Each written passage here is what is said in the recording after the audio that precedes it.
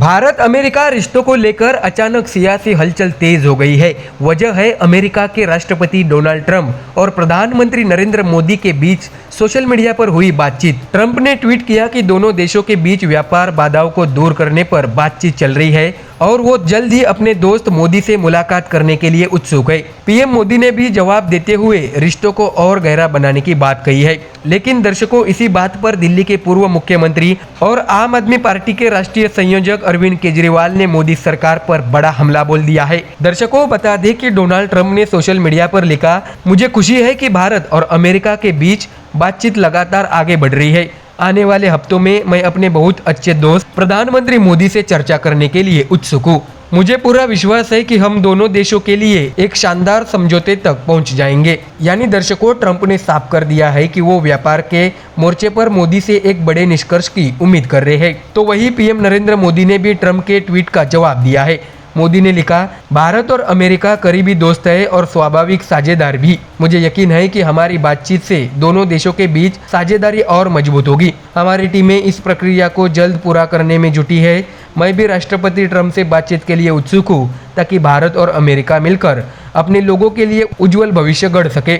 ऐसे में दर्शकों, दोनों नेताओं के बीच इस डिजिटल बातचीत को लेकर अब देश में चर्चा गर्मा गई है। बता दें कि इसी बीच अरविंद केजरीवाल ने प्रधानमंत्री मोदी पर तीखा वार किया है। उन्होंने अपने एक सैंडल पर पोस्ट करते हुए लिखा, ट्रंप को खुश करने के लिए पूरे देश के कपास किसानों को दांव पर लगा दिया गया है। भारतीय किसानों, व्यापारियों और युवाओं के रोजगार को ताक पर रखकर बाजार को पूरी तरह से अमेरिकी कंपनी के लिए खोला जा रहा है। अगर पूरा भारतीय बाजार अमेरिकियों के कब्जे में चला गया तो हमारे लोगों के लिए क्या बचेगा।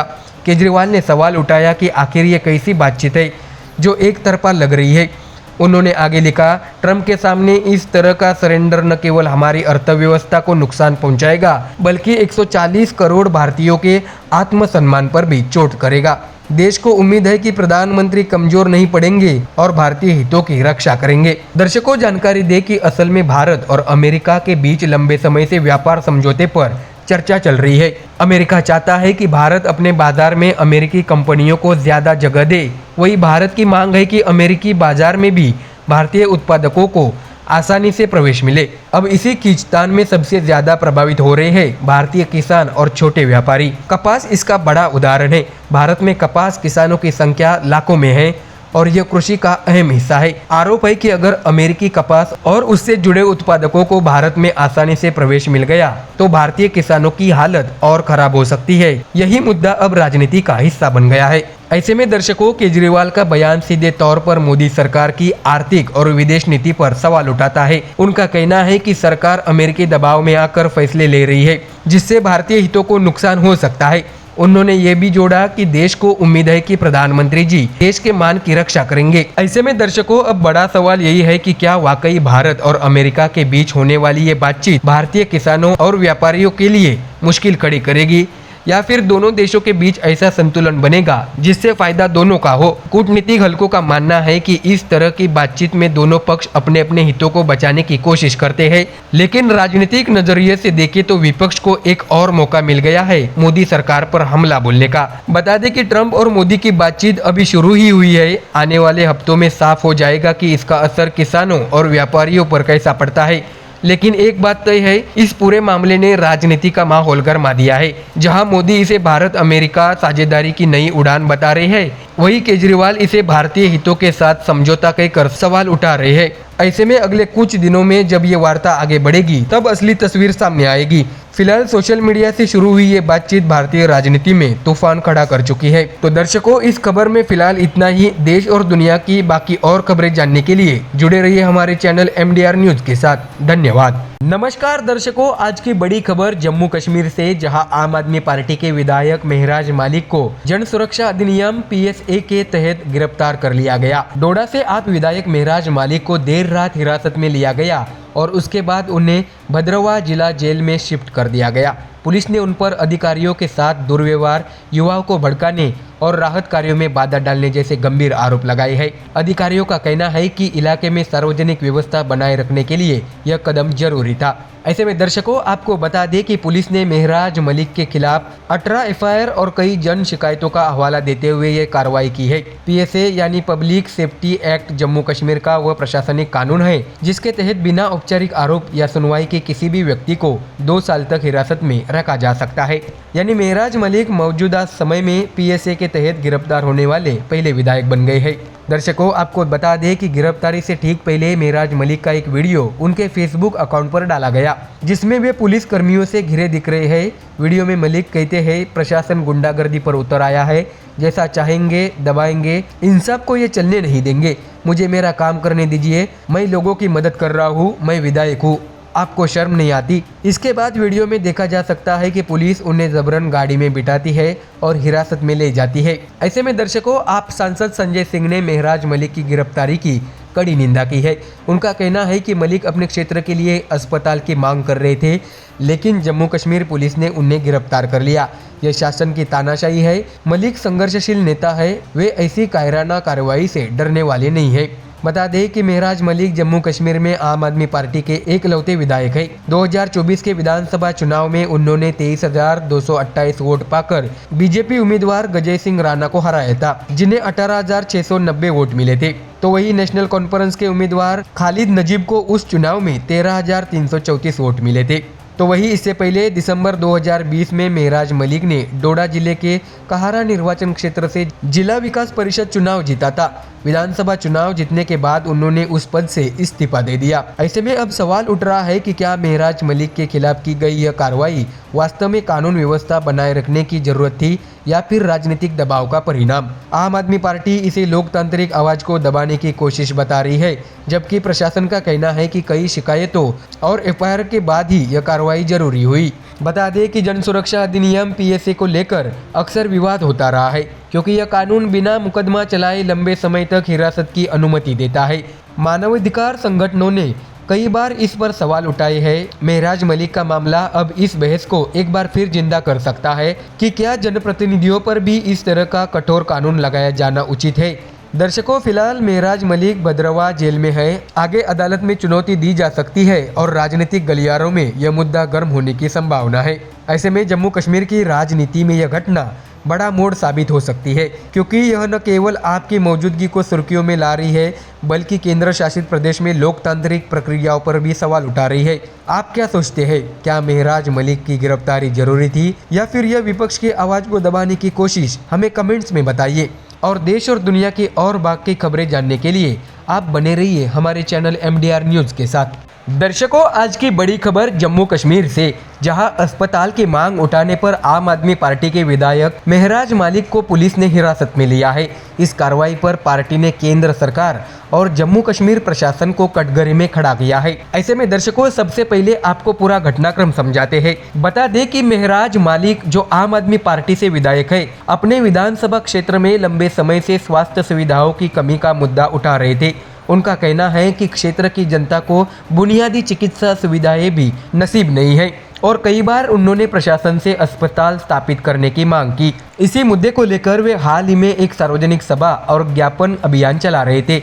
ऐसे में आम आदमी पार्टी का दावा है कि इसी जनहित की मांग को दबाने के लिए पुलिस ने उन्हें अचानक गिरफ्तार कर लिया और जेल भेज दिया। पार्टी नेताओं ने इस कार्रवाई को लोकतांत्रिक मूल्यों पर सीधा हमला बताया है। दर्शकों आपको बता दें कि आम आदमी पार्टी के राष्ट्रीय संयोजक और दिल्ली के पूर्व मुख्यमंत्री अरविंद केजरीवाल ने सोशल मीडिया प्लेटफॉर्म एक्स पर तीखी प्रतिक्रिया दी है। उन्होंने लिखा है, क्या अपने क्षेत्र की जनता के लिए अस्पताल मांगना इतना बड़ा गुनाह है कि उसके लिए एक चुने हुए विधायक को जेल में डाल दिया जाए? मेहराज मलिक आम आदमी पार्टी के शेर है, वो हमेशा जनता की आवाज बनकर हक की लड़ाई लड़ते रहेंगे।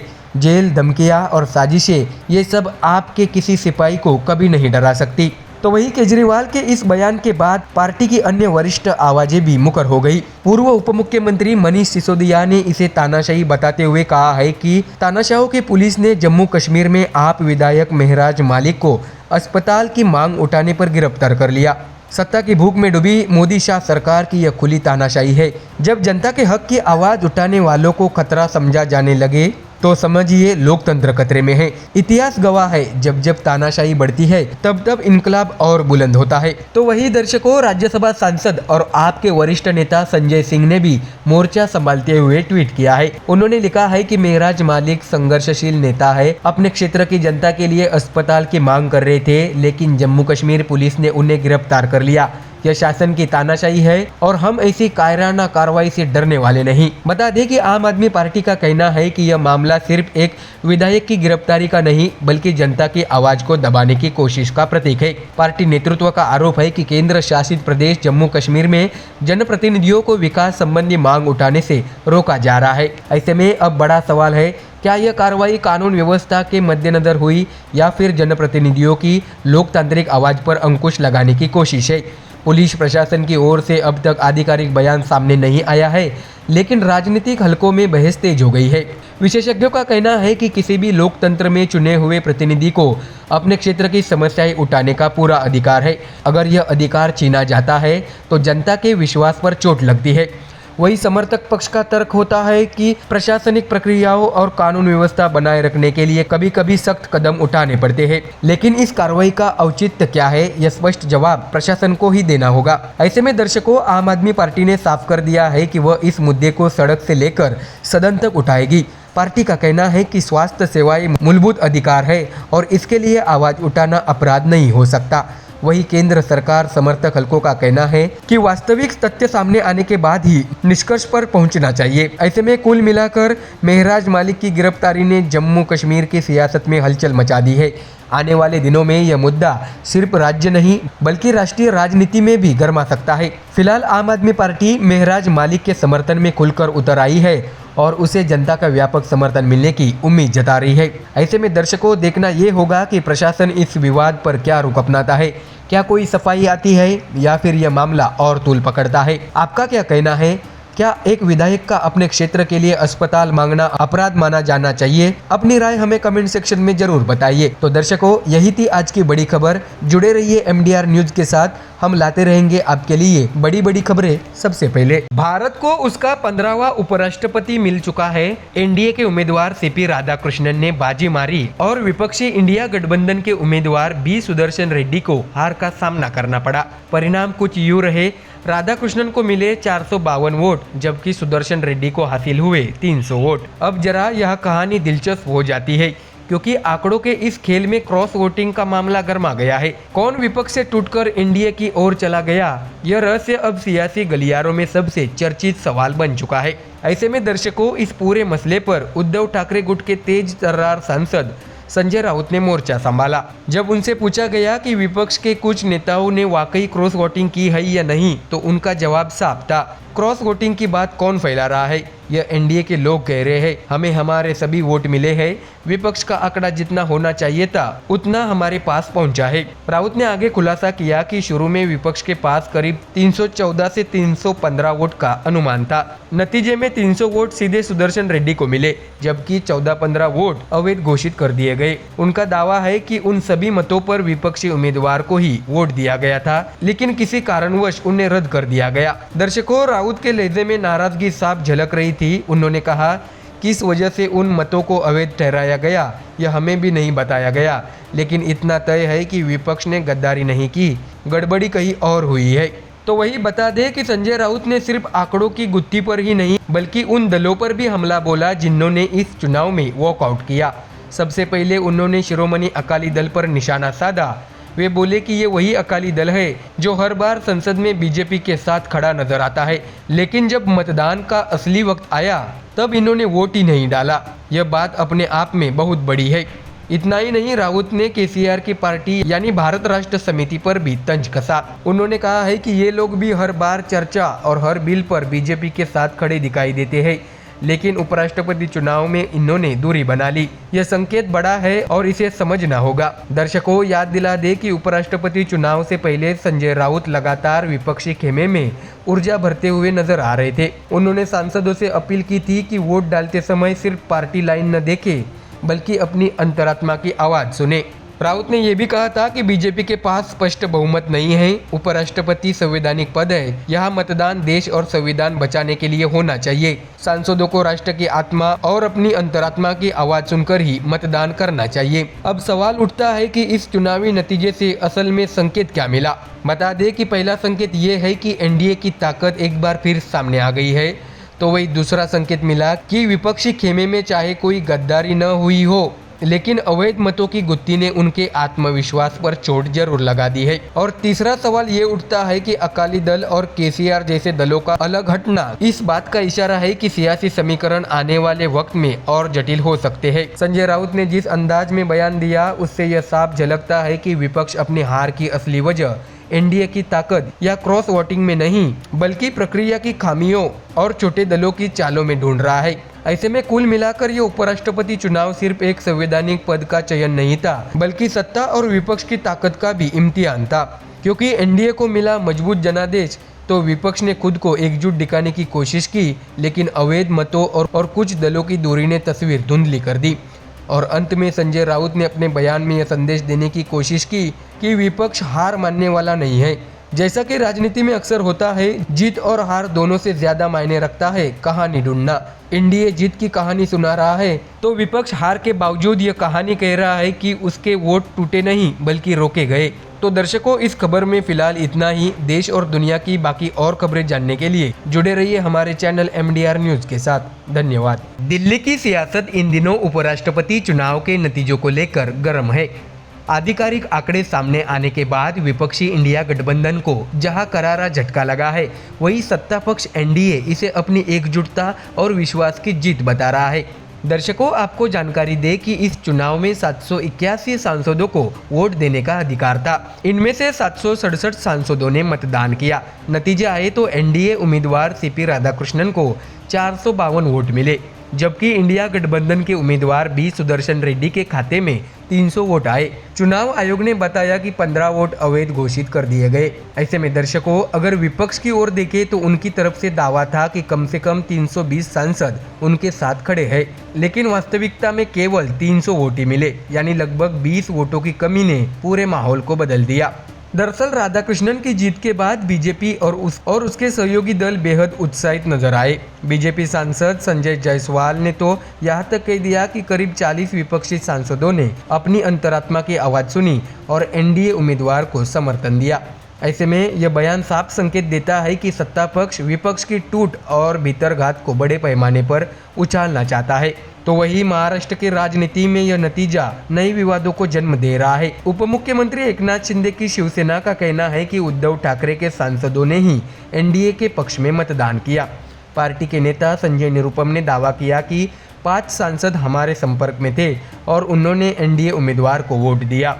निरुपम ने विपक्षी खेमे पर तंज कसते हुए कहा है कि सुबह से विपक्ष के नेता यह माहौल बना रहे थे कि एनडीए के वोट बिखर जाएंगे, लेकिन नतीजे में ठीक उल्टा हुआ। एनडीए को न सिर्फ पूरा समर्थन मिला, बल्कि उसे 16 वोट ज्यादा भी मिले और विपक्ष अब वोट चोरी का रोना रो रहा है। संजय निरुपम ने यह भी आरोप लगाया कि शरद पवार खेमे के सांसदों ने एनडीए को वोट दिया।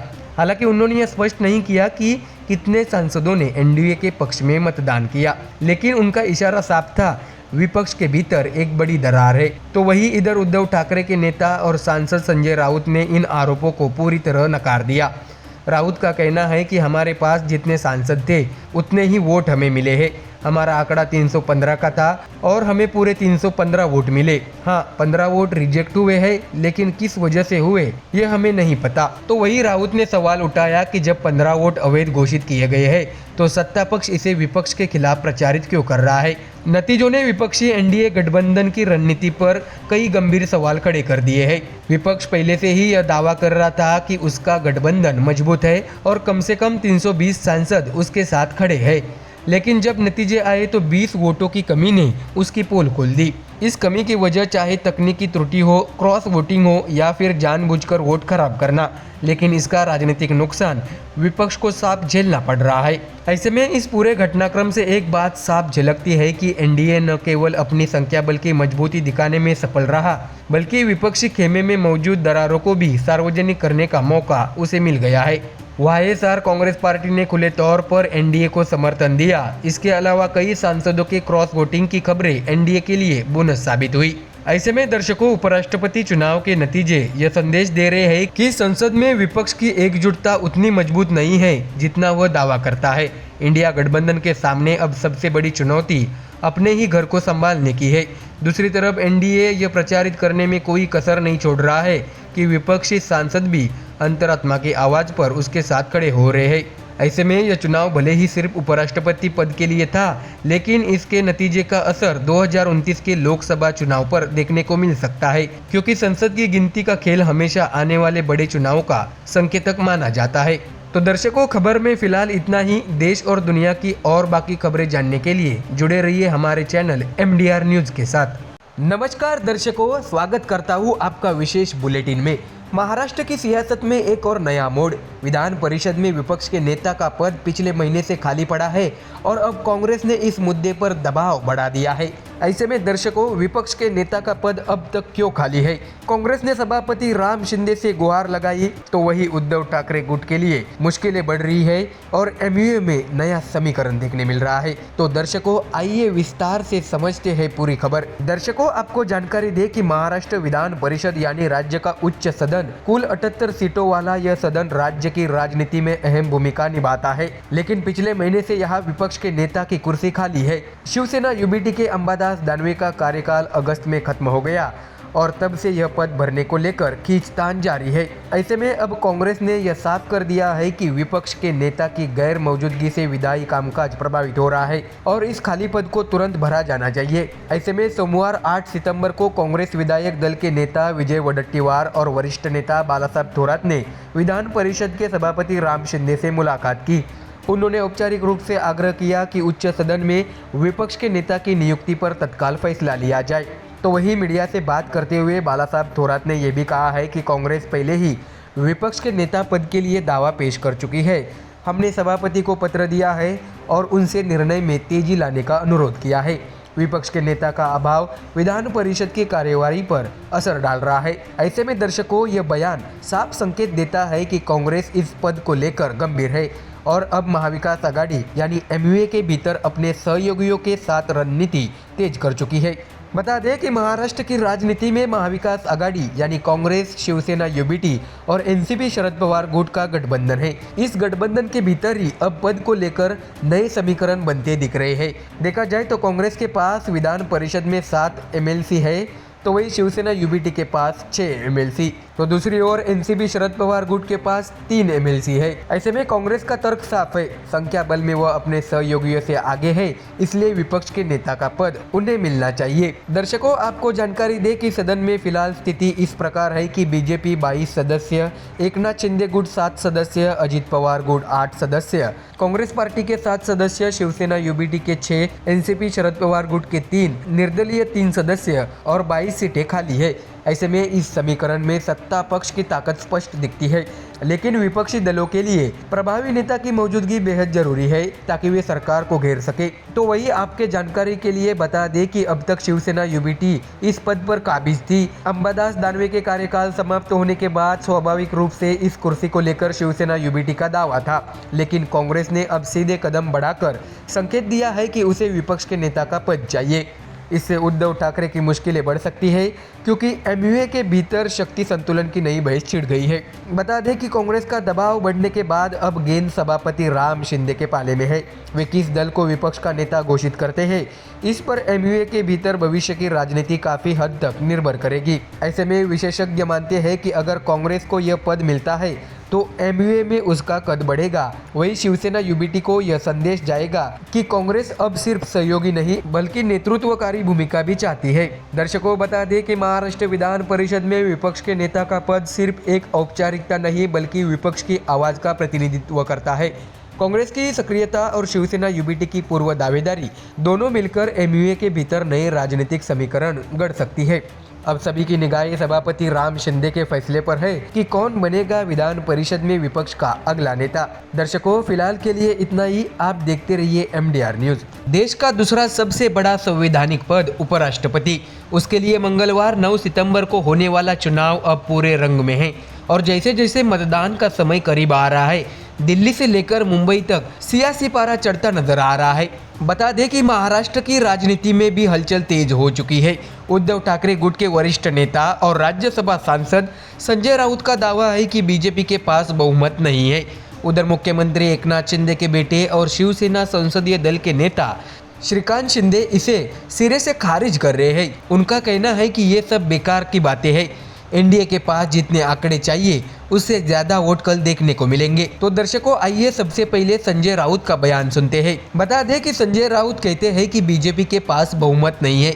सभी सांसद अपनी अंतरात्मा की आवाज सुने, देश की आत्मा क्या चाहती है इस पर विचार करें। यह चुनाव संविधान की रक्षा के लिए है। राउत यही नहीं रुके, उन्होंने मौजूदा उपराष्ट्रपति जगदीप धनखड़ को लेकर भी सवाल उठा दिया। उन्होंने कहा है कि पता नहीं वे दिल्ली में है या बाहर ले जाए गए हैं। जब तक वे सार्वजनिक रूप से सामने नहीं आते, हम पूछते रहेंगे कि हमारे पूर्व उपराष्ट्रपति कहाँ है। ऐसे में अब आपको बता दें कि उपराष्ट्रपति के चुनाव में लोकसभा और राज्यसभा दोनों सदनों के सांसद वोट डालते हैं। ऐसे में महाराष्ट्र का गणित कुछ यूं है कि राज्यसभा की 19 सीटों में बीजेपी के 7, कांग्रेस के 3, एनसीपी के 3, शिवसेना शिंदे गुट का 1, शिवसेना यूबीटी के 2, एनसीपी एसपी के 2 और रिपब्लिक पार्टी ऑफ इंडिया के 1 सांसद है।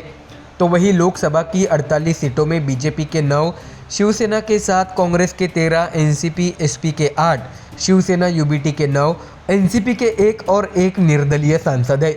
इसी आंकड़े को लेकर संजय राउत कह रहे हैं कि बीजेपी बहुमत से दूर है, जबकि शिंदे गुट का दावा है कि एनडीए को अतिरिक्त वोट मिलेंगे। ऐसे में श्रीकांत शिंदे ने भी तंज कसा है। उन्होंने कहा है कि सुबह उठकर कुछ भी बयानबाजी करने से हकीकत नहीं बदलती। एनडीए को जितने वोट चाहिए उससे ज्यादा मिलेंगे। उम्मीदवार सीपी राधाकृष्णन बड़े बहुमत से उपराष्ट्रपति बनेंगे। बता दें कि शिंदे गुट ने सोमवार को दिल्ली में अपने सांसदों की अहम बैठक भी की। केंद्रीय मंत्री अर्जुन राम मेघवाल की मौजूदगी में वोटिंग प्रक्रिया पर विस्तार से चर्चा हुई और नए सांसदों को मॉक डेमो दिया गया। शिंदे का कहना है कि 9 सितंबर को सब देख लेंगे कि एनडीए का उम्मीदवार भारी बहुमत से जीत दर्ज करता है। इस बीच बीजेपी भी महाराष्ट्र सेंटीमेंट को भुनाने की पूरी कोशिश कर रही है। महाराष्ट्र के मुख्यमंत्री देवेंद्र फडणवीस ने उद्धव ठाकरे और शरद पवार दोनों को फोन कर अपील की कि हमारा उम्मीदवार महाराष्ट्र का राज्यपाल है, इसलिए सभी दल उनका समर्थन करें। तो वही उधर उद्धव ठाकरे का भी जवाब आया। उन्होंने कहा है कि हम फडणवीस को फोन करके बताएंगे कि हमारा समर्थन इंडिया गठबंधन के प्रत्याशी बी सुदर्शन रेड्डी के लिए है। दर्शकों, आपको याद दिला दे कि यह उपराष्ट्रपति चुनाव इसलिए हो रहा है क्योंकि जुलाई में तत्कालीन उपराष्ट्रपति जगदीप धनखड़ ने इस्तीफा दे दिया था। अब सत्तारूढ़ एनडीए ने मौजूदा महाराष्ट्र राज्यपाल सीपी राधाकृष्णन को मैदान में उतारा, जबकि विपक्षी इंडिया गठबंधन ने सुप्रीम कोर्ट के पूर्व जज बी सुदर्शन रेड्डी को प्रत्याशी बनाया है। तो दर्शकों, सवाल यही है, क्या महाराष्ट्र की राजनीति उपराष्ट्रपति चुनाव का पलड़ा बदल सकती है? क्या वाकई बीजेपी बहुमत से दूर है या फिर एनडीए अपने आंकड़े से ज्यादा वोट हासिल कर दिखाएंगे? ऐसे में तस्वीरें मंगलवार शाम को साफ हो जाएगी। फिलहाल के लिए इतना ही। चुनावी कवरेज पर हमारी नजर लगातार बनी रहेगी। बने रहिए हमारे साथ। आज की सबसे बड़ी राजनीतिक खबर, देश को मिला नया उपराष्ट्रपति। एनडीए के उम्मीदवार और महाराष्ट्र के पूर्व राज्यपाल सीपी राधाकृष्णन ने अपने प्रतिद्वंदी बी सुदर्शन रेड्डी को हराकर यह चुनाव जीत लिया है। जी हां, संसद भवन के इतिहास में यह उपराष्ट्रपति चुनाव का 17वां अध्याय रहा और नतीजे पूरी तरह से एनडीए के पक्ष में आए। तो चलिए बताते हैं आपको चुनाव की पूरी तस्वीर। दर्शकों, आपको जानकारी दे कि इस चुनाव में संसद के दोनों सदनों में लोकसभा और राज्यसभा के सभी सांसदों को वोट देने का अधिकार था। कुल 788 सांसद वोटर सूची में शामिल थे, जिसमें 245 राज्यसभा और 543 लोकसभा के सदस्य शामिल रहे। बता दें कि मतदान के दिन का नजारा बेहद खास था। सांसद सुबह से कतार में खड़े होकर अपने मताधिकार का इस्तेमाल करते नजर आए। मतदाता का समय सुबह शुरू होकर शाम 5 बजे तक चला। खास बात ये रही कि इस बार केवल एक बैलेट बॉक्स का इस्तेमाल किया गया। मतदान खत्म होने के बाद शाम 6 बजे से मतगणना की प्रक्रिया शुरू हुई और कुछ ही घंटों में परिणाम साफ हो गया। ऐसे में दर्शकों, आंकड़ों पर नजर डालें तो कुल 788 सांसदों में से 781 ने मतदान किया, यानी मतदान का प्रतिशत रहा 98.2% और डाले गए कुल वोट थे 768। इनमें से 752 वोट मान्य पाए गए। इन 752 वोटों में से एनडीए उम्मीदवार सीपी राधाकृष्णन को मिले 452 वोट, जबकि विपक्षी उम्मीदवार बी सुदर्शन रेड्डी को मिले 300 वोट, यानी सीपी राधाकृष्णन ने यह चुनाव 152 वोटों के अंतर से जीत लिया। ऐसे में दर्शकों अब बड़ा सवाल ये है कि रिजल्ट की घोषणा किसने की। तो आपको बता दें कि राज्यसभा के सचिव और इन चुनाव के मुख्य निर्वाचन अधिकारी पीसी मोदी ने औपचारिक तौर पर यह ऐलान किया कि सीपी राधाकृष्णन भारत के अगले उपराष्ट्रपति चुने गए हैं। पीसी मोदी ने ये भी जानकारी दी कि इस चुनाव के लिए 7 अगस्त को नोटिस जारी हुआ था और कुल 68 नामांकन पत्र दाखिल किए गए थे। इनमें से जांच के बाद केवल 2 नाम वैध पाए गए, सीपी राधाकृष्णन और बी सुदर्शन रेड्डी। यानी शुरुआत से ही यह मुकाबला इन 2 नेताओं के बीच सीमित रहा। तो ऐसे में दर्शकों अब बात करते हैं प्रधानमंत्री नरेंद्र मोदी की प्रतिक्रिया की। पीएम मोदी ने ट्विटर यानी एक्स पर बधाई देते हुए लिखा कि सीपी राधाकृष्णन का पूरा जीवन समाज सेवा और गरीबों वंचितों को सशक्त बनाने के लिए समर्पित रहा है। मुझे विश्वास है कि वे एक उत्कृष्ट उपराष्ट्रपति साबित होंगे जो हमारे संवैधानिक मूल्यों को सुदृढ़ करेंगे और संसदीय संवाद को आगे बढ़ाएंगे। बता दें कि प्रधानमंत्री के इस संदेश ने साफ कर दिया कि सरकार को उनसे बड़ी उम्मीदें हैं। ऐसे में दर्शकों अगर हम सीपी राधाकृष्णन के राजनीतिक जीवन पर नजर डालें तो उनका सफर बेहद खास रहा है। वे लंबे समय तक भाजपा से जुड़े रहे और संगठन के मजबूत स्तंभ माने गए। हाल ही में वे महाराष्ट्र के राज्यपाल पद पर भी अपनी सेवाएं दे चुके हैं। अब वे देश के दूसरे सर्वोच्च संवैधानिक पद पर आसीन होने जा रहे हैं। दर्शकों बता दें कि संसद की कार्यप्रणाली में उपराष्ट्रपति की भूमिका बहुत अहम होती है क्योंकि उपराष्ट्रपति राज्यसभा के सभापति होते हैं। ऐसे में राधाकृष्णन के सामने बड़ी जिम्मेदारी होगी कि वे सदन की मर्यादा और संसदीय संवाद को संतुलित ढंग से आगे बढ़ाए। तो वही दर्शकों विपक्ष की बात करें तो बी सुदर्शन रेड्डी को भी 300 वोट मिले जो कम नहीं है। यह दिखाता है कि विपक्ष ने इस चुनाव में मजबूती से दावेदारी पेश की थी, लेकिन अंततः बहुमत एनडीए के पक्ष में गया और सीपी राधाकृष्णन को ऐतिहासिक जीत मिली। ऐसे में अब आने वाले वर्षों में देखना होगा कि उपराष्ट्रपति पद पर बैठने के बाद वे संसद की कार्यवाही को किस अंदाज में दिशा देते हैं। तो दर्शकों कुल मिलाकर भारत के नए उपराष्ट्रपति है सीपी राधाकृष्णन, एक ऐसा नेता जिनका राजनीतिक अनुभव और समाज सेवा का लंबा इतिहास उन्हें खास बनाता है। तो ये थी उपराष्ट्रपति चुनाव से जुड़ी बड़ी खबर। आगे भी हम आपको इस पद की शपथ ग्रहण प्रक्रिया और राजनीतिक प्रतिक्रियाओं से लगातार अपडेट देते रहेंगे। फिलहाल के लिए इतना ही। आप देखते रहिए MDR न्यूज़।